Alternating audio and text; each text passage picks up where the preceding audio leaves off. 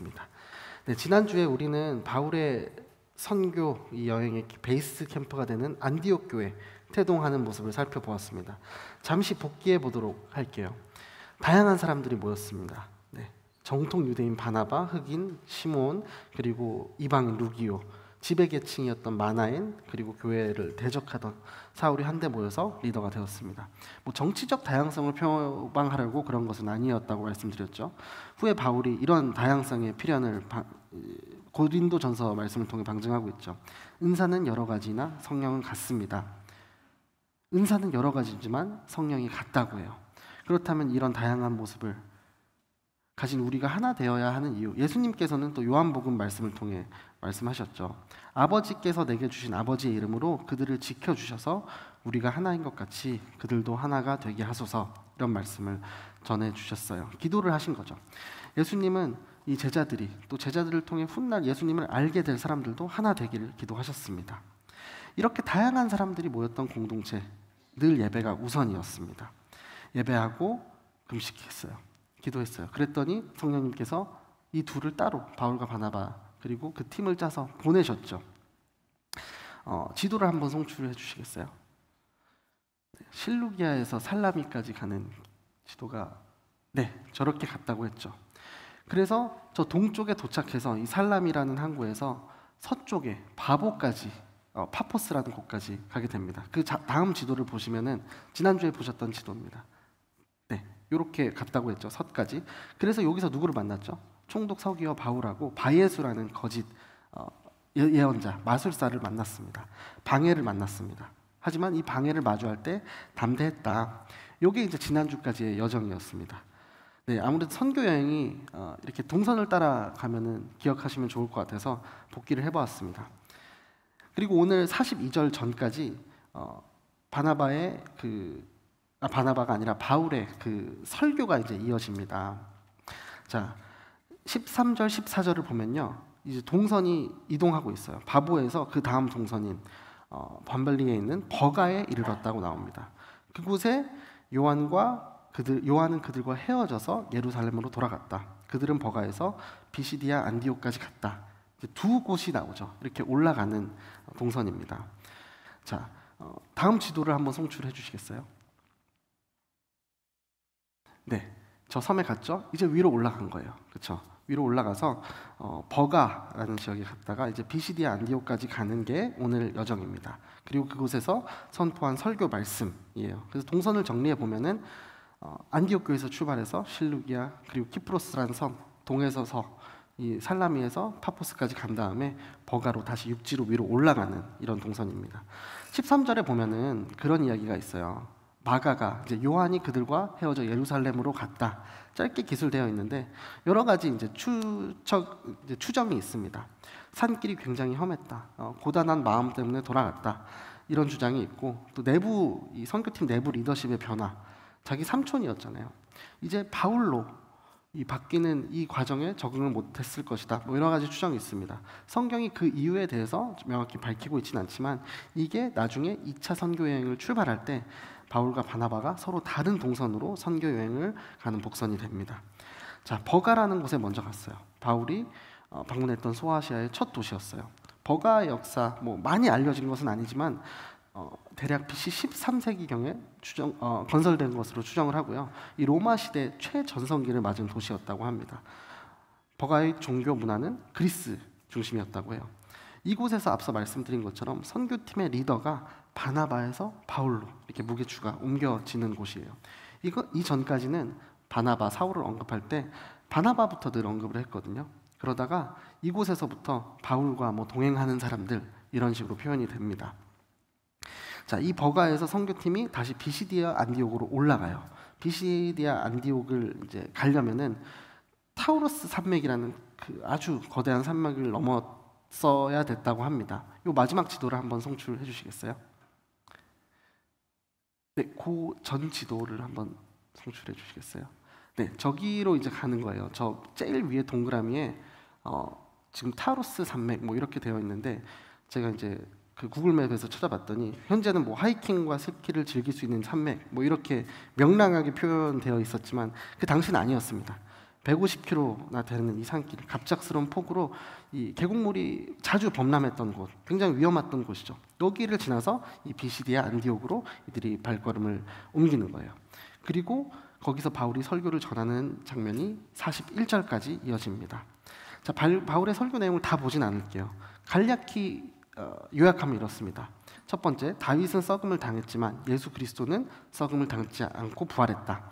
우리가 그런 예수님을 힘입어 죄사함을 얻었다. 그리고 마지막으로 그런 예수 그리스도를 말미암아 우리는 의롭다고 인정을 받았다. 이것이 바울 설교의 핵심 세 줄 요약이에요. 자, 근데 이 설교를 보면 흥미로운 점이 있는데 앞서 사도행전 7장에서 설교한 분이 있었죠. 네, 스데반의 설교. 스데반의 설교의 구성과 큰 차이가 별로 없어요. 유대인들이 잘 알고 있는 구약의 역사적 배경을 두고 차분히 이제 시간 순서대로 설명을 하고요. 우리가 그토록 찾던 메시아, 그 구원자가 바로 예수님이다. 이렇게 결론이 지어져요. 이것이 두 사람이 한 설교의 큰 맥락, 공통점이었어요. 이것이 왜 놀랍냐? 사실 스데반이 설교를 할 때 그 자리에 가장 가까이에 바울이 있었잖아요. 그러나 그때 뭐 감동과 깨우침, 회개의 조짐이 전혀 없었죠. 똑같은 설교에 엄청나게 분개를 했었는데, 분노했었는데 그 설교를 되게 비슷한 방식으로 지금 바울이 하고 있는 거예요. 그러니까 바울은 지금 듣고 있는 유대인들, 자기와 같았던 그 유대인들에게 듣고 싶어하는 말을 해주는 게 아니라 그들이 정말 들어야 될 말, 내가 분노했던 그런 말을 해주고 있는 겁니다. 이것에 대해 양보가 없어요. 왜냐하면 이게 진리니까. 바울은 진리에 대해서 조금 더 물러날 생각이 없었어요. 바울은 설교를 통해서 하나님께서 그 구약에서 하신 말씀을 다 이루었다. 빠짐없이 다 이루었다. 언약이 성취되었다. 하나님은 구원자를 보내실 것을 약속하셨고 그것을 이루셨는데 그게 바로 그 구원자가 메시아가 예수님이다 라는 거예요. 제가 38절부터 41절까지 읽어드릴게요. 그러므로 내 형제들이여, 예수를 통해 죄 용서를 받을 수 있다는 소식이 여러분에게 선포되고 있음을 알기 바랍니다. 여러분이 모세의 율법으로 의롭게 될 수 없었던 모든 것에서도 예수를 믿는 사람은 누구나 의롭다고 인정을 받게 되는 것입니다. 그러므로 예언자들이 말한 것이 여러분에게 일어나지 않도록 조심하십시오. 보라, 너희 비웃는 사람들아, 너희는 놀라고 망하라. 내가 너희 시대에 한 가지 일을 행하겠다. 누군가 그 일을 너희에게 전해준다 해도 너희가 믿지 않을 것이다. 아멘. 하박국의 예언을 통하여 이 땅의 구원자인 예수님이 와도 많은 사람들이 믿지 않을 것이다. 이것까지 그 예언의 내용을 확인시켜 줍니다. 그리고 오늘 본문이 시작하는 42절, 사람들이 그거에 대해서 반응을 하고 있어요. 자, 42절 제가 읽어드릴게요. 바울과 바나바가 회당에서 나오는데 사람들이 그들에게 다음 안식일에도 이 말씀을 좀 더 해달라며 부탁했습니다. 아멘. 자, 첫 번째 드리고 싶은 말씀이 이겁니다. 제가 제목을 반응하고 경계하되 담대하라 이렇게 지었어요. 주어가 다 빠져있죠. 자, 무엇에 반응하라는 것일까? 복음에 반응하라는 거예요. 복음에 더 갈망하고 더 머무르라는 겁니다. 자, 안식일에도 구원의 말씀을 더 듣고 싶어 해요. 이 설교를 들은 안디옥 회당 사람들이 충격에 빠졌어요. 회당이라는 이 장소를 생각하면 구약의 말씀을 잘 아는 사람들이 모였겠죠. 바울의 완벽한 설교에 압도당했습니다. 구약에서는 예수님의 탄생에 대한 예언이 뭐 한 300여 가지 정도 있다고 합니다.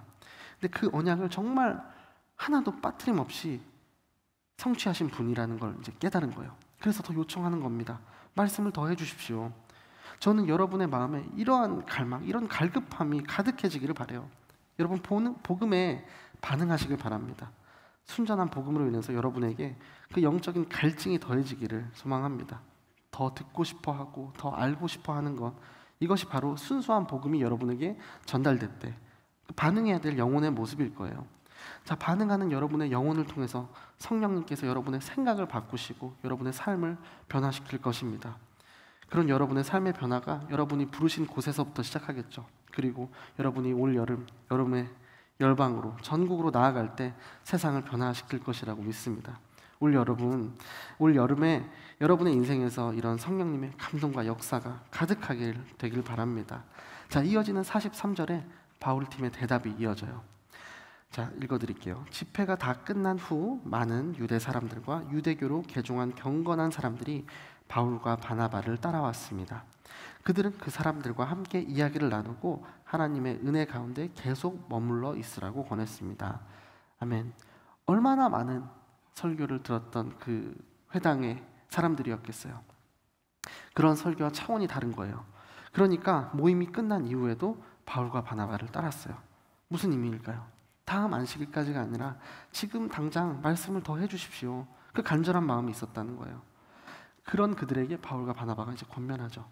하나님의 은혜 가운데 계속 머물러 있으라. 아멘. 자, 한 가지 질문을 드릴게요. 여러분, 우리 신앙생활이 어떻게 시작되었나요? 예수님을 알고 믿고 그렇게 시작이 되죠. 여기에 나의 어떤 조건이 있나요? 내가 한 무엇이 있나요? 아니죠. 하나님의 전적인 무조건적인 은혜. 바울은 에베소서에서 은혜에 대해 이렇게 이야기합니다. 2장 8절 9절 제가 읽어드릴게요. 여러분은 믿음으로 인해 은혜로 구원받았습니다. 이것은 여러분에게서 나온 것이 아니요 하나님의 선물입니다. 행위에서 난 것이 아니니 아무도 자랑하지 못하게 하려는 것입니다. 아멘. 이런 신앙생활의 과정, 좀 어려운 표현으로 성화라고 하죠. 성화, 거룩한 모습으로 구별되고 변화되는 삶, 예수님을 닮아가려고 하는 몸부림, 죄와 세상의 기준, 마귀와 유혹에서 싸워 승리하는 일, 교회를 섬기는 일, 직분을 감당하고 사명을 행하는 일, 이 모든 일이 하나님의 은혜로 말미암은 성화의 과정일 거예요. 그렇다면 이 하나님의 은혜 속에 머무르라고 했어요. 이 말의 전제가 뭐예요? 지금 하나님의 은혜가 너희에게 임해 있다는 거죠. 임해 있으니까 머무르라고 하는 거죠. 만약에 임하지 않았다면 머무르라는 말이 성립이 안 되잖아요. 은혜가 이미 임해 계심으로 그 은혜에서 벗어나는 우를 범하지 말라는 거예요. 그런데 이 비시디아 안디옥 사람들, 그 은혜를 먼저 알고 하나님께 간구했기 때문에 은혜가 주어진 걸까요? 아니죠. 그때까지 예수님의 아무것도 몰랐어요. 예수님에 대해서 아무것도 몰랐지만 그런데도 일방적으로 하나님의 은혜를 베풀어 주셨습니다. 이 과정에서 누구를 사용하신 거예요? 바울을 사용하신 거예요. 바울이라는 통로를 그들에게 인도하신 거예요. 하지만 우리가 바울의 입장을 생각해봐요. 아까 그 동선이 있었잖아요. 그 동선 이전에 얼마나 기구한 과정을 통해서 이곳까지 왔습니까? 신학대학원 나와서 교회에서 사역하다가 파송받는 단순한 과정이 아니었죠. 다메섹에서 주님을 만나고 시력을 잃고 막 주님을 전하려고 했지만 살해 위협을 받고 고향으로 도망쳤다가 또 다시 불림을 받았는데 사람들이 여전히 의심을 하고 있었고 바나바의 보증으로 겨우겨우 그곳에 섰잖아요. 성령의 이끄시는 대로 비시디아 안디옥까지 왔어요. 세상의 눈에는 이리저리 치이고 실패해서 도망 다닌 것처럼 보였지만 그렇지 않았습니다. 바울의 삶을 한치의 오차 없이 주관하시는 성령님께서 바울을 지금 이 비시디아 안디옥까지 이끌고 오셨어요. 그를 통해 친히 역사하시려고 그를 인도하셨어요. 그 은혜가 전해지는 과정이 이렇게 치밀했던 거예요. 제가 여러분에게 드리고 싶은 말씀은 이 은혜 여러분에게도 똑같이 임했다는 겁니다. 여러분에도 똑같아요. 모태신앙이나 좀 쉽게 왔다고 생각하시는 분 있나요? 오늘 간증하신 서정미 자매께서도 그러셨죠. 모태신앙이었지만 지금에야 세례를 받았습니다. 여러분, 내가 어떻게 하면 은혜에 머물 수 있지? 고민하지 마세요. 여기서 멈추지 말라는 거예요. 복음에 더 반응하시고 더 갈망하시고 계속 그곳에 머무를 수 있기를 기도하고 구하십시오. 계속 주님의 은혜 속에 거하는 여러분 한 분 한 분 되기를 소망합니다. 자, 반응하라고 말씀을 드렸습니다. 복음에 반응하라. 하지만 그 이후에 경계할 것이 있어요. 바로 시기입니다. 이어지는 44절 45절을 읽어드릴게요. 그 다음 안식일에는 그 도시의 사람들이 거의 다 주의 말씀을 듣기 위해 모였습니다. 그 무리를 본 유대 사람들은 시기심으로 가득 차 바울이 말하는 것을 반대하며 모욕했습니다. 자, 바울이 설교한 이후에 소문이 쫙 펴졌겠죠. 그 동네에. 아마도 바울의 설교를 받은 사람들이 소문을 냈을 거예요. 그 다음 안식일이 되었습니다. 한 주 동안 그 소문을 듣고 도시의 거의 모든 사람들이 회당에 모였다고 해요. 그런데 문제가 발생하죠. 여러분 아시겠지만 문제가 항상 생각하지 못한 데서 많이 발생해요.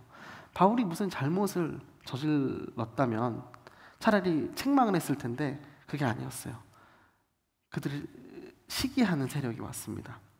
자, 그들이 바울을 시기한 이유가 뭐였어요? 바울이 설교를 했을 때 얼마나 많은 사람들이 모였다고 해요. 거의 모든 사람들이 모였다고 합니다. 그 운집한 것 때문에, 많은 사람들이 운집한 것 때문에 시기한 거예요. 그 유대교의 지도자들로부터 시기를 했겠죠. 이 얼마나 참 찌질한 모습인가요? 제가 졸렬하다, 치졸하다 이런 말을 막 쓰려다가 바꿨는데요. 이게 뉘앙스가 좀 적절한 것 같아요. 혹여나 이 설교 자리에서 잘못된 용어를 쓰지 않으려고 표준어를 찾아봤더니 지질하다가 표준어라고 합니다. 네, 인터넷 은어가 아니에요. 지질하다라는 말이 국어원에 있더라고요. 다시 본문으로 와서 회당으로 모여든 사람들이 뭐 일주일 전과 좀 비슷한 숫자였다면 그토록 시기하지 않았을 것 같아요. 그런데 지난 안식일과 비교할 수 없을 정도로 엄청나게 많은 사람들이 온 거예요. 이게 화근이 되었어요.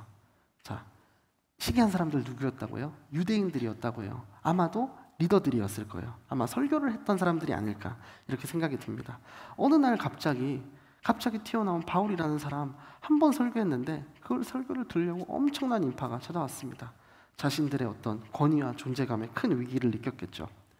여러분, 시기라는 게 되게 무서운 이유가 시기는 그 자체만으로 멈추는 경우가 되게 거의 없어요.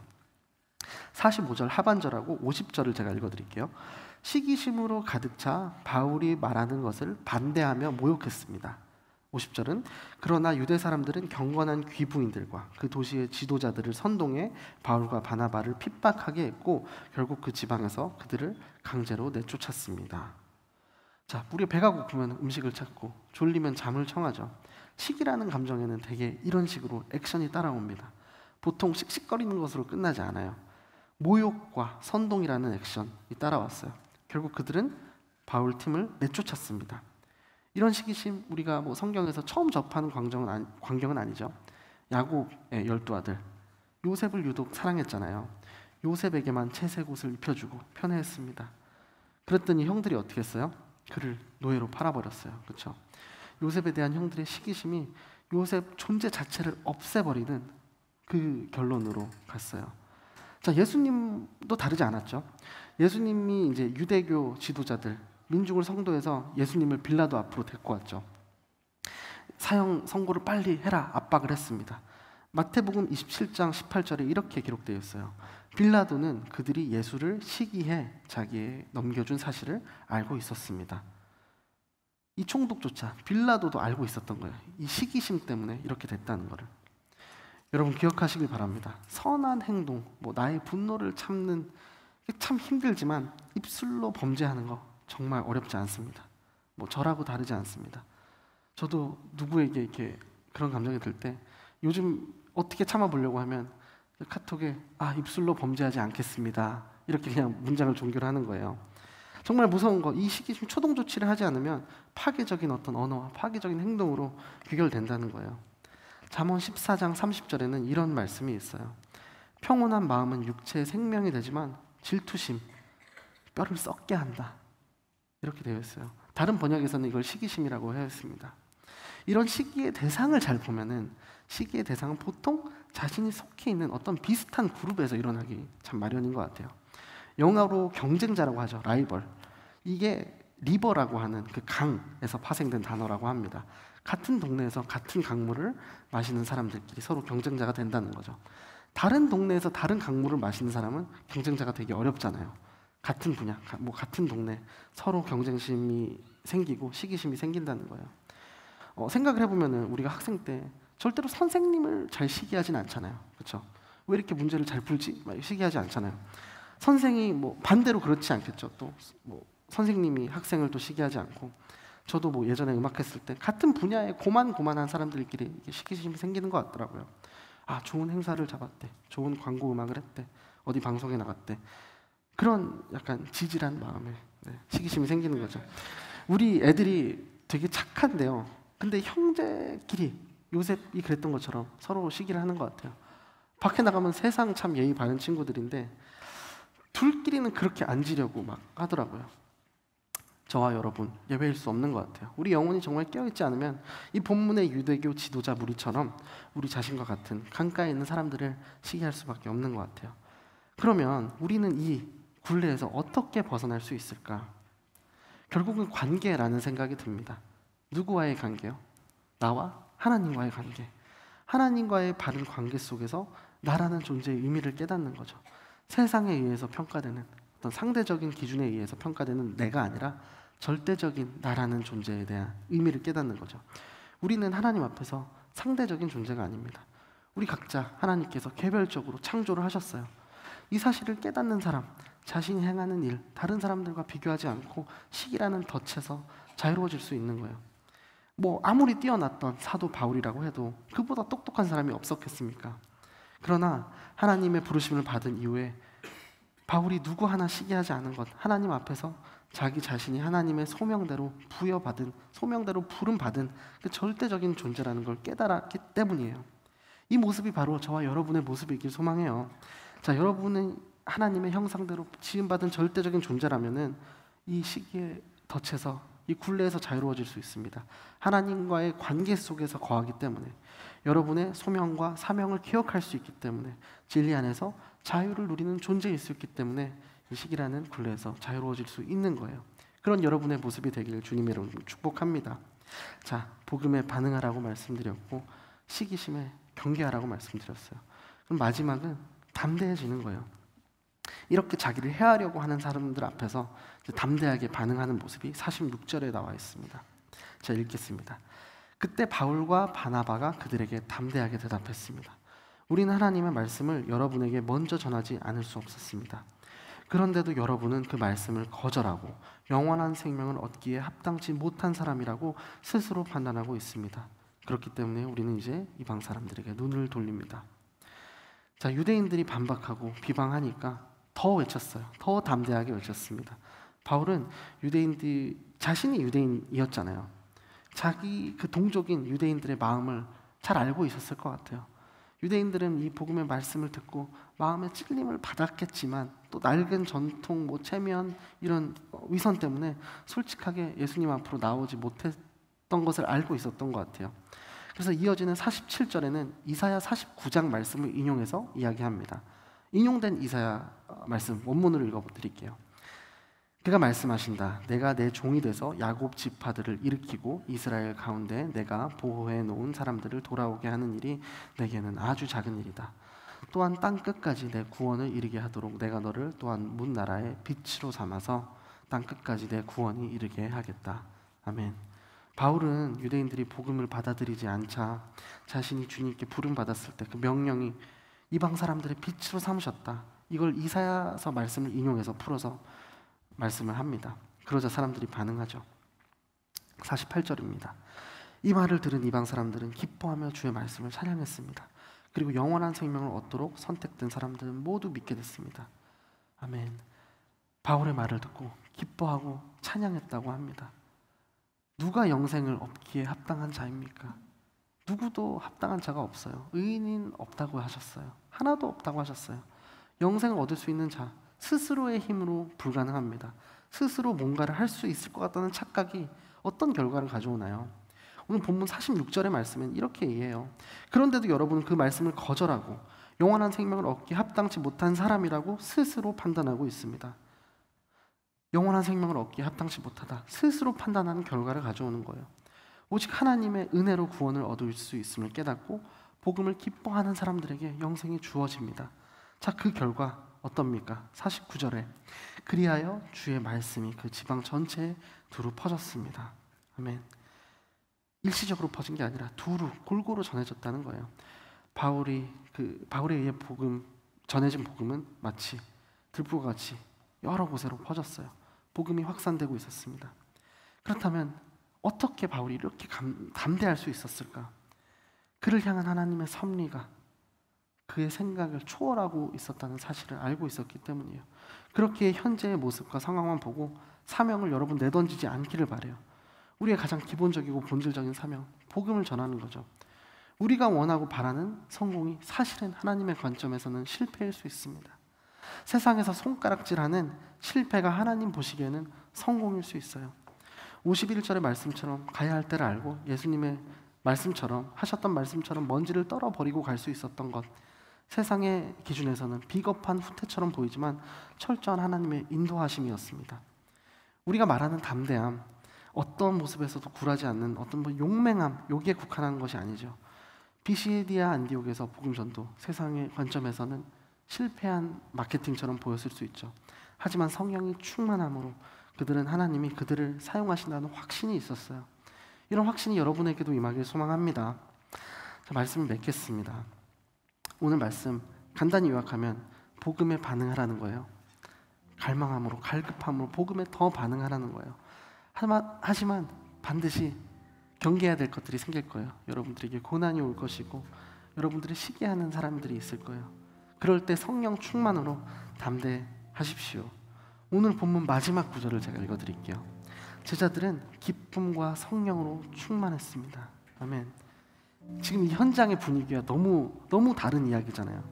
지금 전도하다가 말씀의 역사가 막 강하게 일어나고 있는데 그 지역 집권자들에 의해서 쫓겨나는 제자들 마음에 뭐가 기쁨이 충만했다는 건가, 이렇게 생각이 될 수 있죠. 어떻게 이럴 수 있을까요? 사도 바울의 마음에 답답함이 진짜 없었을까요? 말씀의 역사가 막 일어나고 있는데 동시에 핍박이 오고 있어요. 이 비시디 안디옥에서 내쫓길 형편이 되었을 때 하나님께 기도하지 않았을까요? 주님, 이거 도대체 어떻게 해야 됩니까? 기도하지 않았겠어요? 그런데 사도 바울이 주님을 바라보며 은혜 안에 머물며 해답을 얻었어요. 아, 이렇게 된 거구나. 나를 가로막는 이 장벽, 고난이 아니라 하나님께서 이렇게 되도록 만드신 거구나. 그러니까 가볍게 발걸음을 옮길 수 있었습니다. 예수님이 자신을 부를 때 이방인에게 복음을 전할 사명을 주셨던 그것을 확신하고 있었어요. 오늘 본문 47절에 이렇게 이야기하고 있죠. 이것이 바로 주께서 우리에게 하신 명령이기 때문입니다. 내가 널 이방 사람들의 빛으로 삼았으니 이는 내가 땅끝까지 구원을 이루게 하려는 것이다. 아멘. 그렇습니다. 하나님의 계획은 땅끝까지 퍼져나가는 거예요. 이 복음이 땅끝까지 퍼져나가는 거예요.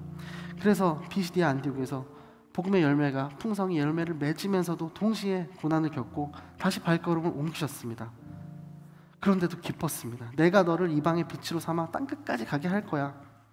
여러분 한 사람도 이 빛으로 삼았다는 표현이 여러분에게 하시는 말씀, 여러분께 하시는 주님의 음성임을 기억하길 바라요. 그리고 성령께서 역사하시면 환난, 핍박, 고난이 있어도, 낭망함이 있어도 그 끝에 반드시 성령께서만 주실 수 있는 회복과 기쁨이 있습니다. 데살로니가전서 1장 6절 말씀을 제가 읽어드릴게요. 또 여러분은 많은 환난 가운데서 성령이 주신 기쁨으로 말씀을 받아 우리와 주를 본받는 사람들이 됐습니다. 이게 우리의 고백이길 바라요. 환난이 있어도 성령이 주시는 그 기쁨이 그 고난을 압도하시기를 바라요. 온전한 말씀의 그 놀라운 은혜가 우리 가운데 임할 때 하나님의 계획에 동참하는 여러분 한 사람 한 사람이 될 거예요. 여러분 많은 힘드시죠? 재정 때문에 관계로 인해서 직장 속에서 실족하고 낭망하고 좌절하고 계시는 분이 있다면 그렇기 때문에 오늘 예수님을 더 바라보시길 바라요. 더 붙잡길 바라요. 성령께서 역사하시면 그 어떤 일도 그 속에서 성령께서 주시는 기쁨을 발견할 수 있습니다. 좀 긴데요. 같이 한번 읽어보면 좋을 것 같아요. 데살로니가전서 5장 16에서 24절 말씀입니다. 함께 읽겠습니다. 항상 기뻐하십시오. 쉬지 말고 기도하십시오. 모든 일에 감사하십시오. 이는 그리스도 예수 안에서 여러분을 향하신 하나님의 뜻입니다. 성령을 소멸하지 마십시오. 예언을 멸시하지 마십시오. 모든 것을 분별하고 선한 것을 취하십시오. 악은 어떤 모양이라도 피하십시오. 평강의 하나님께서 친히 여러분을 온전히 거룩하게 하시고 우리 주 예수 그리스도께서 오실 때 여러분의 영과 혼과 몸을 다 흠없게 지켜주시기를 빕니다. 여러분을 부르시는 분은 신실하시니 그분이 또한 이루실 것입니다. 아멘. 이게 여러분의 신앙 고백이 되길 바랍니다. 어떻게 항상 기뻐할 수 있어요? 무거운 율법 때문에 기뻐하는 게 아니에요. 예수님 안에서 누리는 축복 때문이에요. 예수 그리스도 안에서 하나님의 뜻, 그 안에, 그 은혜 안에 머무시면 된다는 거예요. 그렇다고 자동으로 스위치 켜듯이 기뻐지는 게 아니죠. 17절의 말씀, 쉬지 말고 기도하라. 여러분 기도하십시오. 온전히 은혜 안에 머무십시오. 쉬지 않고 예수님을 바라볼 때 우리 안에 기쁨이 넘칠 줄로 믿습니다. 근데 조건이 있대요. 쉬지 말고 예수님을 계속 바라보고 기도하래요. 그러므로 은혜 속에 머무르래요. 사랑하는 제이포 청년 여러분, 복음에 반응하십시오. 갈망하십시오. 은혜 속에 머무르십시오. 그리고 시기심을 경계하되 성령 충만함으로 담대해지십시오. 늘 예수님을 바라보시면서 기도하는 그 삶을 살아가시길 바라요. 그때 어떤 두려움도, 어떤 어려움도, 어떤 고난과 핍박과 누구에게도 말 못할 그 어려움을 예수님께서 기쁨으로 덮어주실 것입니다. 그 압도적인 기쁨을 주 안에서 누리고 그 안에서 머물기를 사모하는 우리 제이포의 청년 한 사람 한 사람 되기를 주님의 이름으로 축복합니다. 함께 일어나서 말씀 붙들고 찬양함으로 나아가겠습니다.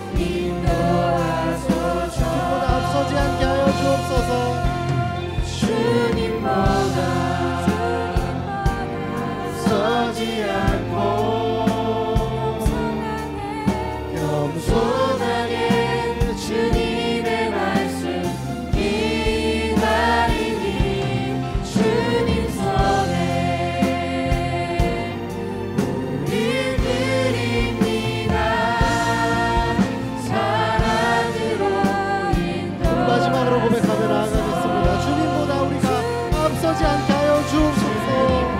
주님 주님보다 앞서지 않게 하여 주시옵소서. 주님 겸손하게 주님의 말씀을 따라가게 하여 주옵소서. 주여 우리의 인생, 우리의 하루하루를 주님께 의탁합니다. 내가 다른 손이 아닌 주님의 손을 붙잡게 하여 주시옵소서.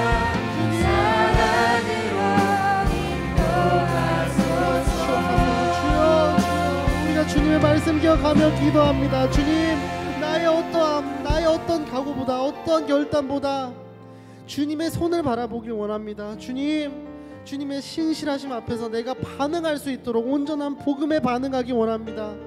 주님의 음성에 내가 반응함으로, 더 갈망함으로, 더 갈급함으로 주님을 찾게 하여 주시옵소서. 나의 모든 소망을 아시는 주님, 나의 모든 필요를 아시고 나의 모든 기도, 작은 신음에도 응답하시는 그 주님께 내가 반응하길 원합니다. 주님, 나의 모든 필요, 나를 둘러싸고 있는 모든 문제를 아시는 주님, 그 주님을 내가 신뢰하길 원합니다. 내 모든 삶의 영역을 다스리는 하나님의 그 하나님 되심을 내가 바로 보게 하여 주옵소서. 주님, 이 세상을 나의 시선이 아닌 하나님의 시선으로 바라볼 수 있도록 믿음의 눈을 열어 주시옵소서. 그러므로 말미암아 내가 중요하게 생각하는 그 한 가지를 쫓아 사는 것이 아니라 주님이 중요하게 보시는 그 한 가지를 함께 주님과 바라볼 수 있도록 주님의 택한 도구로 나를 사용하고 세워 주시옵소서. 주님, 우리의 지혜의 근본이 어디 있습니까? 세상에 있지 않습니다. 하나님을 경외하는 곳에 있는 줄로 내가 믿습니다. 주님, 내가 주를 경외함으로 주님의 손에 붙들려 진리 안에서 자유롭게 하시고 거짓된 두려움을 넉넉히 이기는 하나님의 그 사랑의 깊이와 넓이를 이해할 수 있는 주님의 마음과 그 주님의 지혜를 부어 주시옵소서.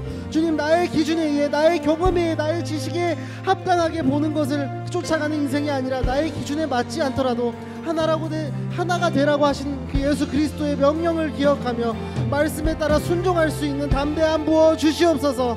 하나님의 말씀을 의지하고 순종함으로 반응함으로 나를 통해 일하시는 하나님을 목도하는 은혜를 부어달라고, 성령님 나에게 임재해 달라고, 내가 그 은혜 안에 머물기를 원한다고 우리 주의 이름 한번 부르짖고 뜨겁게 기도하며 나아가겠습니다. 주여,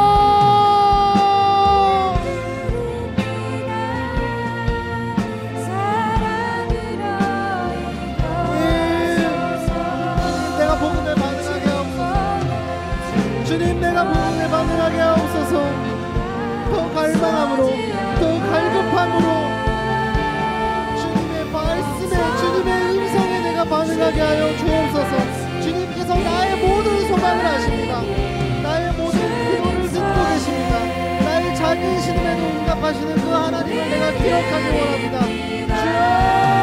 주여, 나를 둘러싸고 있는 모든 아픔을 알고 계시는 주님, 청년들의 어려움, 관계적인 어려움, 재정적인 어려움, 건강의 어려움, 가족의 어려움, 모든 그 아픔을 알고 계시는 주님을 내가 더 신뢰하기 원합니다. 내 삶의 모든 영역을 다스리시고 내 모든 삶의 주인 되시는 주님께 내가 더욱더 반응하기 원합니다. 너희는 두려워하지 말고 가만히 있어서 오늘 너희를 위하여 행하시는 그 구원을 보라고 말씀하신 주님, 그 주님의 음성에 내가 더욱더 반응하길 원합니다. 주님, 그러므로 말미암아 이 세상을 내가 살아왔던 경험에 입각하여 나의 기준에, 나의 얄팍한 지식에 입각하여 세상을 바라보는 것이 아니라 하나님의 시선으로 나를 둘러싼 모든 상황을 알게 하여 주시옵소서. 주님, 복음의 열매가 맺히는 것 같았지만 또 다시 다른 곳으로 보내졌습니다. 주님, 나를 둘러싸고 있는 그 고난이 때로는 나를 단순히 나를 답답하게 하고 힘들게 하는, 나를 가로막는 벽이 아니라 주님께서 다른 문을 열어주시는, 주님의 인도하시는 그 선비라는 사실을 내가 주님께 반응함으로 알게 하여 주시옵소서. 주님, 깨닫게 하여 주시옵소서. 주님,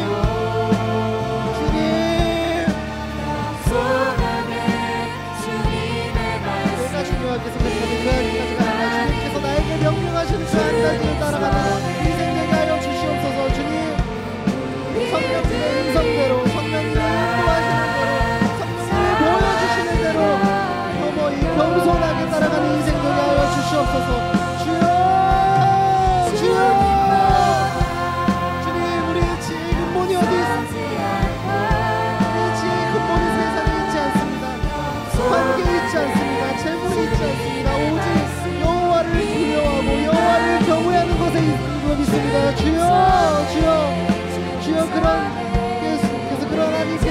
성령님께서 나에게 말씀하심으로 나의 믿음의 눈을 열어주시옵소서. 내가 보지 못하는 그 비밀스러운 것들을 깨닫게 알게 하여 주시옵소서. 내가 주를 경외함으로 주의 손에 붙들리게 하여 주시옵소서. 진리 안에서 자유케 하여 주옵소서.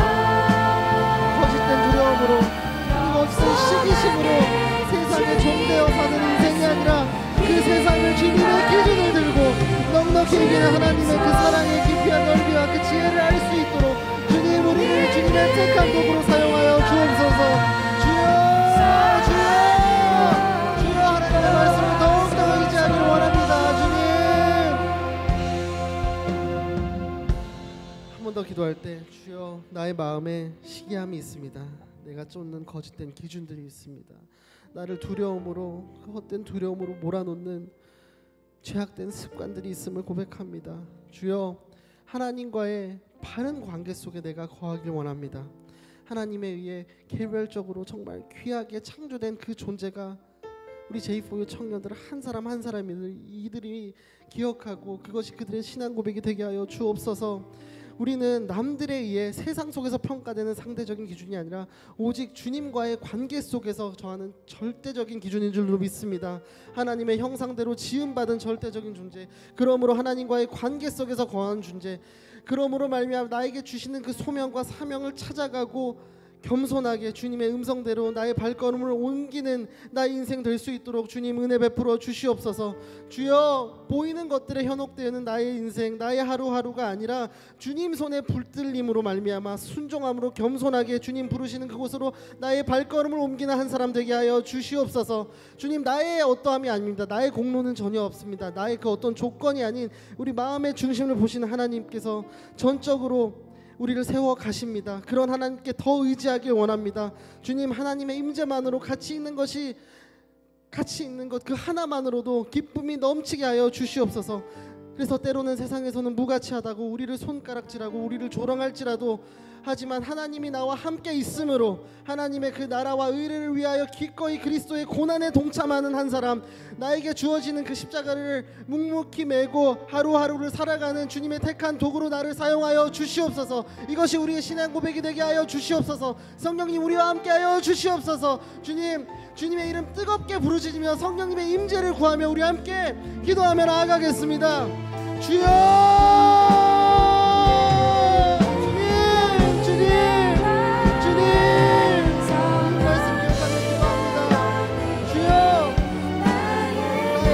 거짓된 두려움이 있습니다. 거짓된 시기함이 있습니다.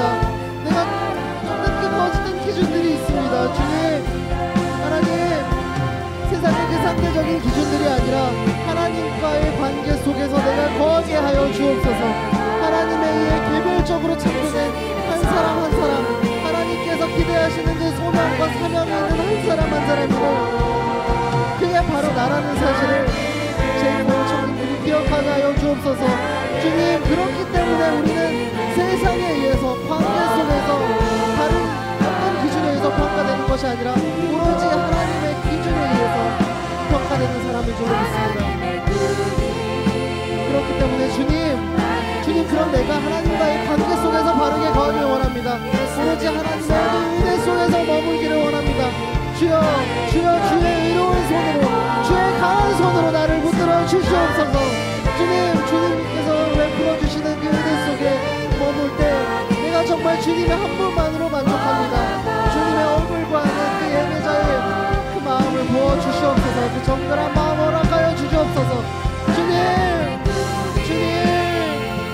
내가 그 은혜 속에 머물 수 있는 건 나의 어떠함 때문이 아닙니다. 나의 어떠한 공부 때문이 아닙니다. 주님께서 우리를 먼저 찾으셨고 먼저 우리를 부르셨고 그 처음으로 우리를 부르셨습니다. 주여, 하나님의 마음을 내게 부어주옵소서. 주님, 모든 것들이 행복해요.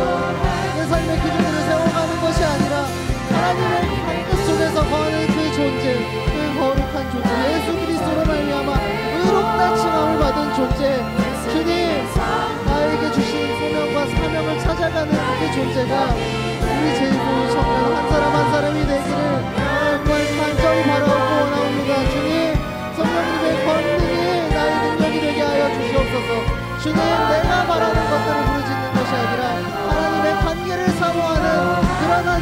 사람 되게 하여 주시옵소서. 주여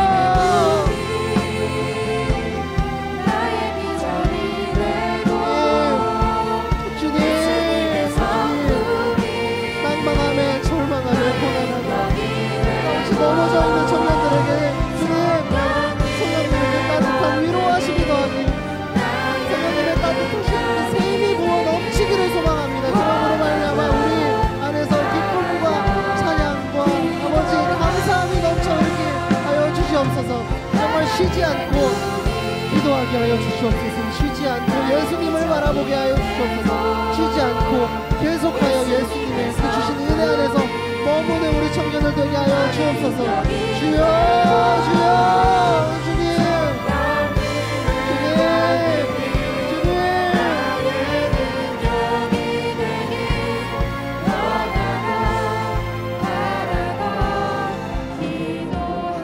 우리 마지막으로 기도할 때 우리 공동체를 위하여 함께 중보하길 원합니다. 주님, 특별히 우리 아웃리치 팀들 준비하고 있습니다. 주님, 우리 아웃리치 팀들의 온전한 주인이 되어 주십시오. 주님, 그들의 마음을 하나로 묶어 주시고 그들의 기도의 문을 열어 주시옵소서. 주님, 다락방에 임했던 성령님 임재를 기대하는 공동체, 기대하는 그 아웃리치 팀 하나하나의 팀들이 될 수 있도록 팀장님을 붙잡아 주시고 그 섬기는 팀원들을 붙잡아 주시옵소서. 그러므로 말미암아 내가 정말 주님의 인도하심대로 주님의 섭리대로 나의 발걸음 옮기는 것이 너무 기쁩니다. 이것이 우리의 고백이 되게 하여 주시옵소서. 한 마음으로 기도할 때 역사하신 성령님을 바라보며 나아가게 하여 주시옵소서. 나의 기도 제목이 아니라 우리 공동체의 기도 제목이 바로 성령님이 원하시는 그 한가지 성령님의 기도 제목, 하나님의 뜻과 하나님의 비전이 되게 하여 주시옵소서. 우리 성령님의 임재 를 기대하며 마지막으로 주의 이름 부르짖고 기도하며 나아가겠습니다. 주여 주님 우리 공동체와 우리 아웃리치 팀을 놓고 기도합니다. 주님 그들을 위해 축복합니다. 그들의 마음을 묶어주시고 하나의 마음으로 아버지 그 한 성령을 기대하는 공동체, 한 성령을 바라보는 아웃리치 팀들 되게 하여 주시옵소서. 다락방에 있던 그 성령님 기대하는 공동체, 한 마음으로 기도하는 공동체, 한 마음으로 예배를 언제나 우선시하며 기도와 금식을 멈추지 않는 공동체 되게 하여 주시옵소서. 그러므로 그들의 입술에서 그들의 영혼에서 감사가 끊이지 않도록 기쁨과 즐거움이 하나님이 주시는 세일과 회복이 넘쳐 흐를 수 있도록 성령 하나님 인도하여 주시옵소서. 주님 회개함으로 다시 한번 우리의 시선을 하나님께로 돌리기를 원합니다. 주여 우리 제2포의 공동체를 사용하여 주시옵고 북한적으로 우리 14개의 팀을 사용하여 주시옵소서. 주여 한 마음으로 기대할 때 역사하신 성령님을 바라보며 나아가게 하여 주시옵소서. 주여 나 말하는 것들이 아니라 보이진 않지만 하나님 앞에 비밀스러운 하나님의 계획을 사모하며 나의 기도 제목이 아닌 성령님의 기도 제목, 하나님의 뜻, 하나님의 그 나라의 의를 먼저 구하는 그 주님의 마음을 부어주시옵소서. 주여 성령님의 기도 제목이 나의 기도 제목이 되게 하시고 나의 뜻이 아니라 하나님의 뜻을 부르시고 하나님의 뜻을 향해 나의 발걸음을 옮겨가는 우리 제2포의 청년들 한 사람 한 사람 아웃리치 팀 되게 하여 주시옵소서.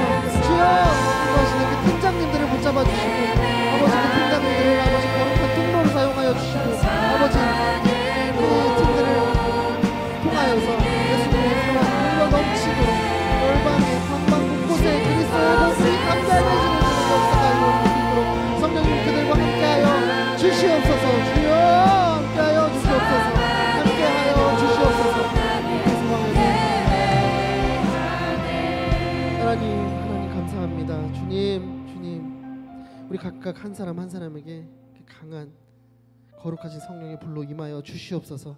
나의 뜻보다 크고 놀라우신 주님의 꿈을 함께 꾸는 우리 제2포의 공동체 되게 하여 주시옵소서. 주님 그런 성령 안에서 우리가 자유해지길 원합니다. 나의 기준과 경험과 세상의 기준이 아니라 나의 기준에 때론 맞지 않으라도 하나 되라고 하신 예수 그리스도의 그 명령을 기억하며 말씀에 따라 순종하고 반응할 수 있는 인생, 더 갈망하고 더 갈급함으로 주님을 더 찾는 인생이 될 수 있도록 성령 하나님 인도하여 주시옵소서. 주님 우리의 어떠함 때문에 우리에게 구원이 주어지고 하나님의 은혜가 주어진 것이 아닙니다. 그렇기 때문에 내가 하나님과의 관계 속에서 계속 머물러 있길 원합니다. 그 은혜에 머물러 있을 수 있도록. 그래서 세상이 우리를 향하여 손가락질하여도, 우리를 향해 그 시기심으로 우리에게 모욕을 하여도, 내가 주님과의 관계에 있음으로 말미암아 내가 정말 주님과의 관계 속에서 절대적인 존재입니다. 그러므로 나는 하나님 한 분만으로 만족합니다. 하나님 한 분만으로 기쁩니다. 하나님 한 분만으로 나의 찬양이 끊이지 않습니다. 이것이 우리의 고백이 되게 하여 주시옵소서.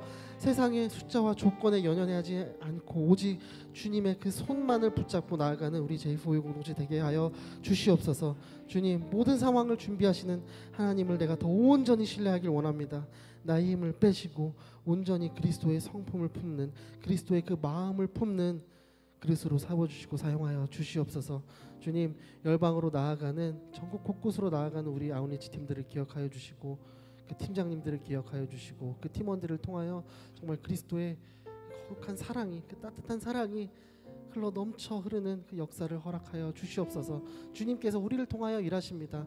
우리를 통하여 일하시는 그 모습을 가장 가까이서 목도할 수 있는 은혜를 또한 베풀어 주시옵소서. 그렇게 우리 발걸음을 가장 선한 곳으로 이끄실 하나님께 모든 찬송과 영광과 존귀를 올려드립니다. 감사합니다. 이 모든 말씀 예수 그리스도 이름으로 기도드립니다. 아멘. 우리 살아계신 하나님께 영광의 박수 올려드리겠습니다.